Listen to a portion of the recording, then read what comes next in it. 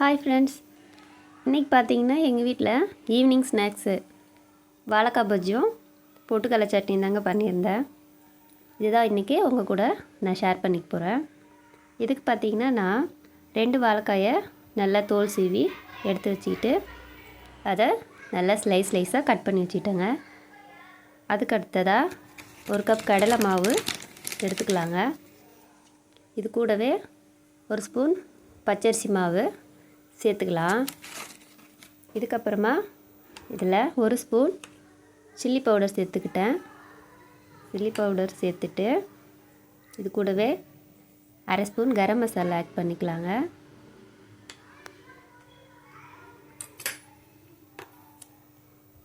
அடுத்ததாக இதுக்கு தேவையான அளவு சால்ட் ஆட் பண்ணிக்கலாம்.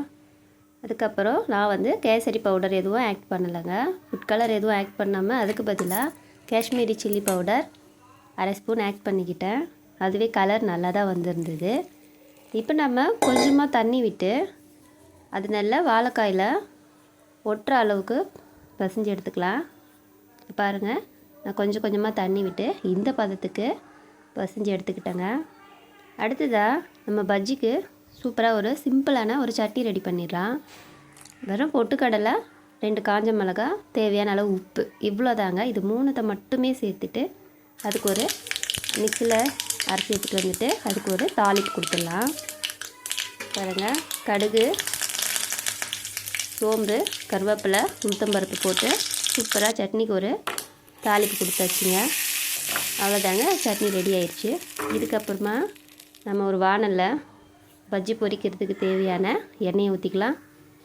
இப்போ பாருங்கள், கட் பண்ணி வச்சுருக்கிற ஒரு பீஸாக எடுத்து மாவில் நல்லா டிப் பண்ணி எண்ணெயில் விட்டு பொரித்து எடுத்துக்கலாம்.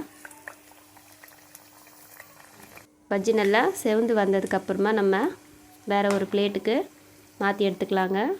நான் ஃபுட் கலர் எதுவுமே ஆட் பண்ணலை. பாருங்கள், கலர் ரொம்ப நல்லாவே வந்திருக்கு. நீங்கள் இந்த மாதிரி காஷ்மீரி சில்லி பவுடர் கூட கலருக்காக ஆட் பண்ணிக்கலாம். இதுதாங்க இன்றைக்கி எங்கள் வீட்டில் ஈவினிங் ஸ்நாக்ஸு.